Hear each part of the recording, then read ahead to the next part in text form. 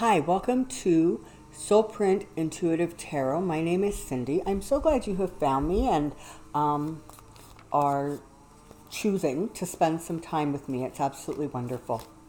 So today's readings are going to actually be some viewer requests. I'm falling a little bit behind on those, and so I thought that we would tackle a few of them today. So in the same vein as, eating what you don't like on your dinner plate first, we're going to start with Hannity. Get the icky stuff done and move on to something better, like, I don't know, dessert. Dessert's always good. Okay, so you have a question, and your question is this. Is Hannity going to actually suffer any repercussions, professionally, legally, for his involvement with Trump, for some of the business involvements he has? Let's just do a little bit of a dive on Hannity and see sort of what things look like for him going forward. Okay? Come on down. Okay, so Sean Hannity.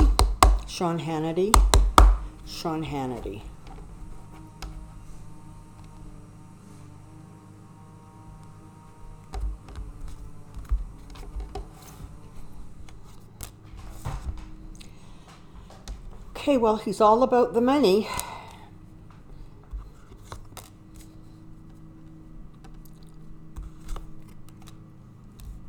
Okay. So,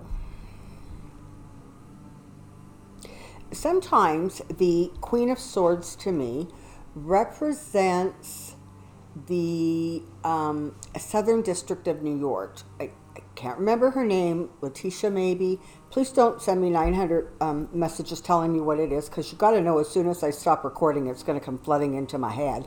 However, so what this little 4-card spread is showing me just at this point is he is all about the money. He is all about partnerships that, probably aren't the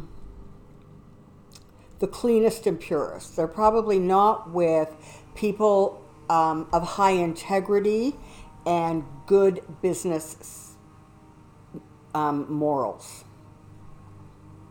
And for right now, he continues to move forward. I mean, he really is sort of unimpeded.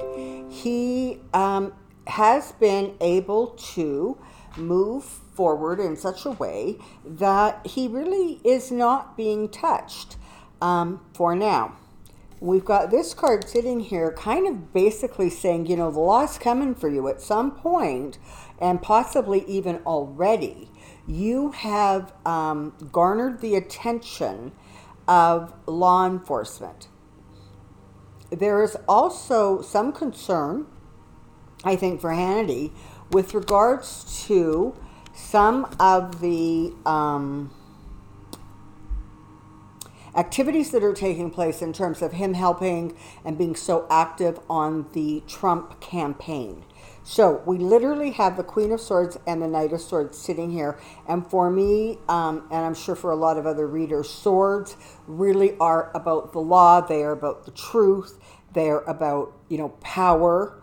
So this is not looking good for him. This is definitely looking like he's drawn attention to himself in ways that could literally come back and not even bite him, but seriously get him into a position where he is having to defend himself, provide documents, be interviewed. There's things that are going to go on where he is literally going to have to start explaining himself. And again, the thing to remember is, with some of Trump's closest allies, the government is slow walking stuff. Investigations are being kept very, very quiet. If there are any charges, they're going into sealed indictments because they want to be able to, these people who have blatantly broken the law, they want to get them. They want to take them down, law enforcement being the they. But they're smart enough to understand that the combination of William Barr and Trump means that anybody they sort of go after now, there really is a significant chance that he'll be excused, he'll be exonerated, or there will be interference, or there will be a pardon. So in some ways, it's as frustrating as it is. It's better that they move slowly and methodically and allow the process to unfold. And when Barr is not in office and Trump is not in office, there will be nobody who will stick their neck out to protect him. That's and frankly a few other people who are also in that same category.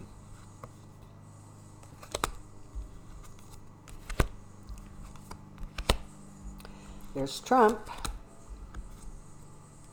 Okay. So King of Pentacles, as you know, is my Trump card. So we have the Queen of Pentacles and the King of Pentacles here. So this does not represent Melania and Trump, but it may very well represent Trump and Ivanka, who are in partnership with him, who are in cahoots with him. They turn to Hannity for advice. They trust his judgment. They feel that he is in their corner and that, they can trust. They can trust what he says because what he says is to their benefit and it will keep them moving forward on the track that they want to move forward on. They actually think that he has a lot more of a draw and a lot more power than he actually does. So this is the thing. Part of Hannity's base, believes everything that comes out of his mouth. Those are, the diehards. But there are also people who routinely watch the Fox News channel and the talking heads, the opinion people, kind of because they just find it entertaining. It's horrible analogy, okay, but it's like, how you can't take your eyes away from a train wreck? It's the same thing. Some people just watch it for the pure entertainment value, and they don't actually take what he says so seriously that they believe everything he says. So he doesn't have, he may have a lot of viewers, but it's not necessarily true that the viewers take everything he says as gospel. So they believe, the Trumps believe he actually has more power than in fact he does. There will come a time, yep, there it is. There will come a time where he is going to be defending himself. He's going to be trying to push back against stuff. He's going to end up in a very difficult situation. I'm not going to go so far as to say prison, but I will say probably in a situation where his hands are tied, he can't really see the way out. That is not going to impact his finances, his wealth. So again, this becomes another one of those situations where people who are connected to Trump end up taking a fall. They don't end up on the right side of things. And anybody who thinks that Trump is going to be there and defend them and, clear the road, it's not going to happen. Maybe while Trump is in office, he might try to do some of this stuff, but I do not think that, certainly once he leaves office, he's going to be more powerless than they are. So there's certainly no help coming from that corner. Just as a really bizarre sort of little insight, speaking of which, I'll do actually an in-depth one on this at another time, but Mike Flynn, now he's changing his story. He's no longer working with the prosecutors. He is, got this new lawyer of dubious intelligence, or in fact, legal knowledge and know-how. So that's going to be interesting. But you know what? I can see the judge coming down on him fairly hard.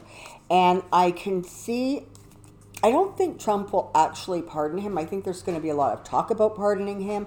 I think Flynn thinks he's going to be pardoned for sure. But I wouldn't be surprised if he continues to go down the road he's going down. Instead of sort of taking his medicine now and being able to move on with his life, what he is doing is he is creating an environment where he literally is dragging it out.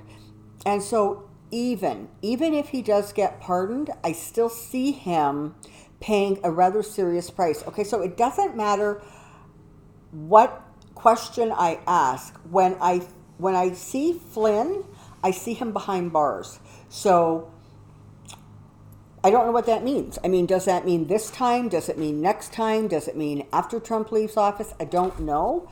But in some ways, there is definitely going to be, a price that he is going to pay for what he has done. Well, what he did not, of course, rise to the level of treason. It was a really scummy thing to do. It was really super un-American. And I'm Canadian, and I'm telling you it was un-American. That will come back and bite him. This stuff always does. The most amazing thing about this group of people is they really, really believe that they are exempt from any harm coming to them. They believe that they are so above it all.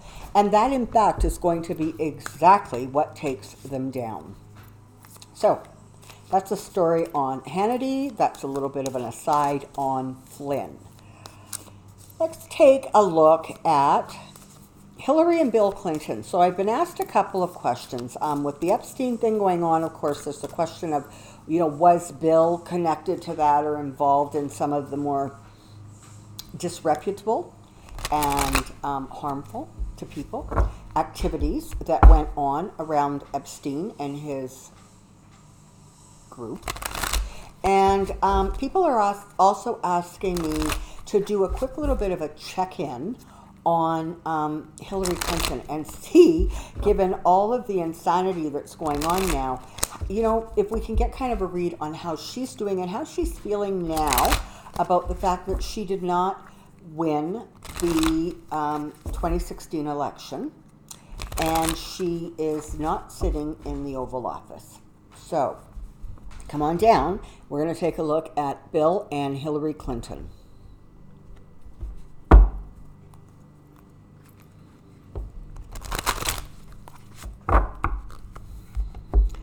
Bill and Hillary Clinton, Bill and Hillary Clinton, Bill and Hillary Clinton.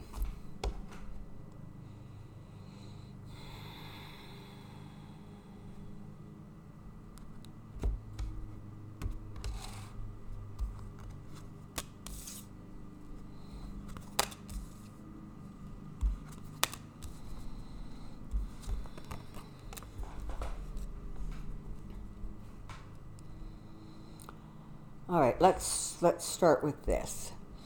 It was a really hard blow for her when she did not win that election. In some ways, it was almost like a sense of entitlement or overconfidence that created some of the situations where she should have been campaigning and she wasn't campaigning, or where people just got a little bit turned off because she was being treated sort of like the preemptive president, as opposed to somebody who was running for president and was in a, what was turned out to be a very, very hard fought election. So that was really hard. It was hard on the ego. It was hard on her sense of not so much fair play, but her sense of how could this go so far off track that somebody like Trump ended up being who and what beat her and denied her, what she felt was really the next step for her. A little battered, a little bruised, but in her quiet moments, she thinks to herself, I'm really sad I didn't get to be president. I understand that my time has come and gone, and that opportunity will not be afforded to me again. But I'm really grateful that in some ways I'm not sitting in that Oval Office, because over the last 2 years, anybody who thought that the Mitch McConnells and the Republican Party had even one smidge of decency, of fair play, of not crossing norms left in them, has been proven wrong. And so when she thinks about what her presidency would have looked like, she really does realize that instead of the things that she had really, really hoped to get accomplished, because McConnell is still in charge of the Senate, her time in office, literally, she would have been attacked and attacked and attacked. That's all they would have done. They would have, hamstrung her at every turn. There would not be a way for her to have accomplished anything. She would literally have been a lame duck president almost from the first day. Because even had the 2018 election gone exactly the way the 2018 election went, so she would have spent that 2 years fighting a useless uphill battle, because the Republicans and McConnell would have literally stopped her at every turn.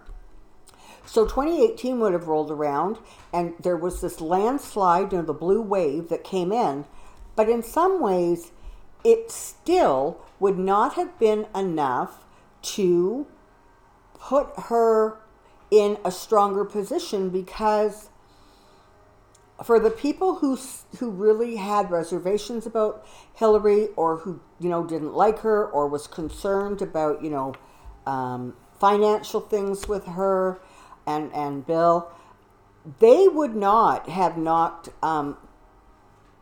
people out of the Senate to give the Democrats the majority there. So her entire presidency would have been non-productive.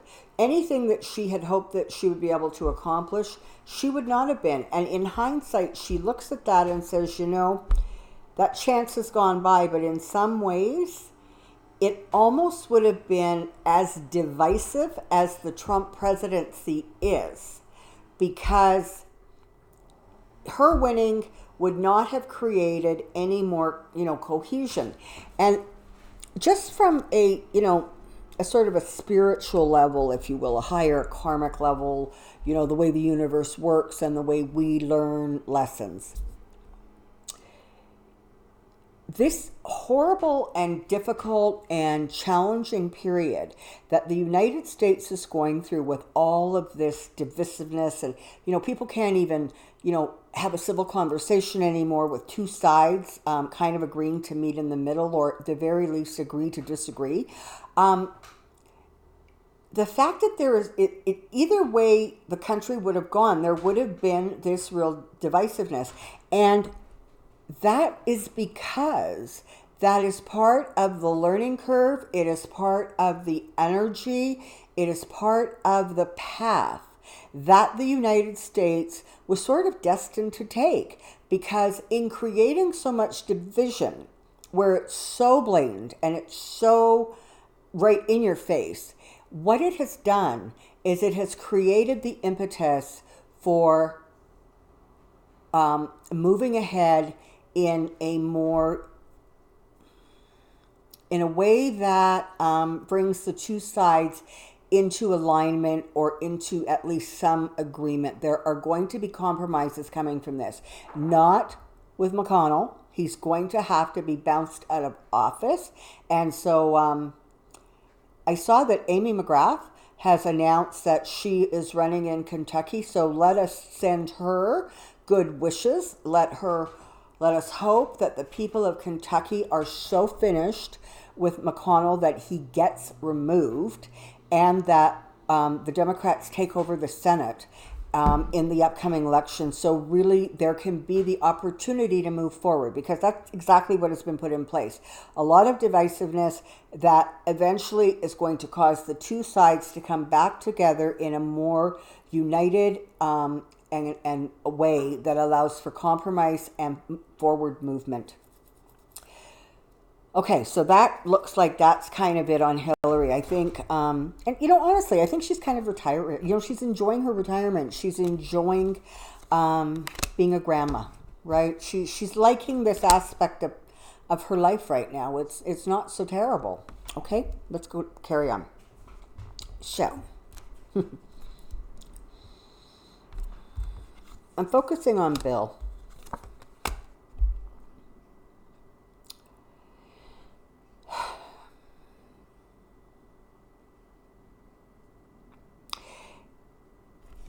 He was definitely offered things that he was not interested in taking by Epstein. He recognizes that at this point, right now, there's going to be a lot of questions. There's going to be truths that are demanded from him. He's in some ways actually going to have to keep his armor up a little bit in the next little while as this Epstein thing sort of evolves and moves forward, because he really is going to be put in a position of defending himself. And in some ways, it's almost like a darned if you do and darned if you don't, right? If he says nothing, it's not good. If he says some things, it's not a full enough explanation. So he's kind of in a position where there isn't a lot of wiggle room for him.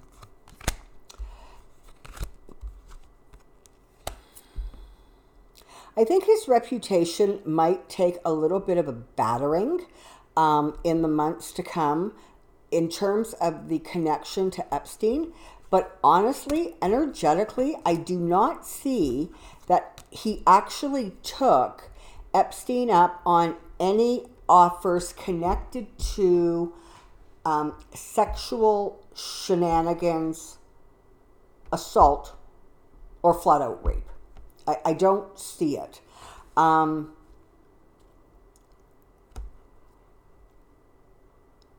think with Bill, he wasn't interested in that kind of a sexual activity.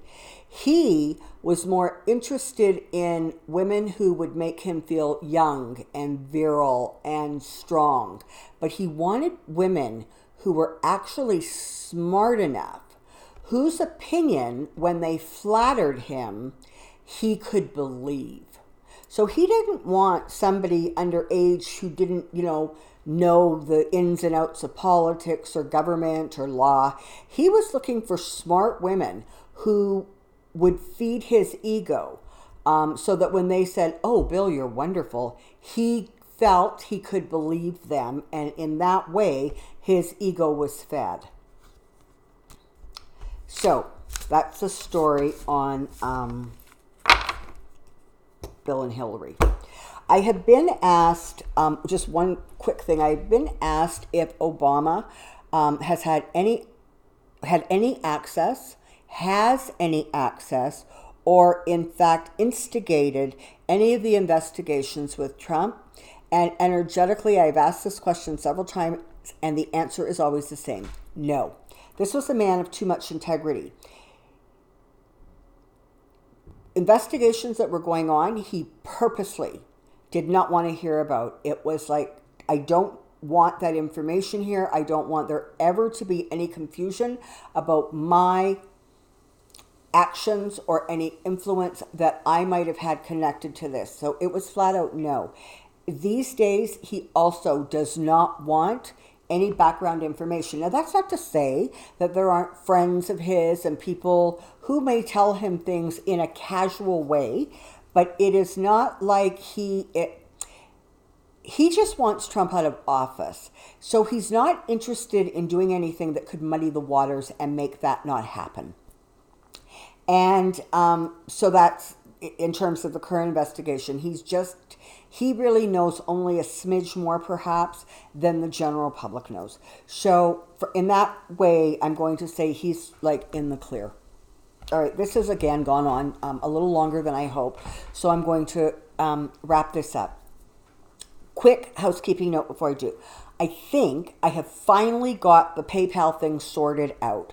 So people who are interested in making donations to PayPal, either for private readings or just as a generous, amazing thing that you people do, please, when you go into PayPal, you are going to put in my email address, which is in that little box. So you're going to put in soulprint888@gmail.com. I've just had people do this. The money just zippity zip flows into my account really fast. There should not be any problems. So PayPal, put in the email address. We are not going to use the PayPal account name that I was sort of given. We're going to stick with my email address, and that should work out really well for all concerned. Quickly, people who are interested in having a private reading, please feel free to email me, and I can send you some details. I'm not... there isn't a really long wait, so I could be actually doing readings for people who request readings, probably not next week, but certainly the following week. So, until next time, take care, be well. Thank you for joining me. We'll see you soon. Bye.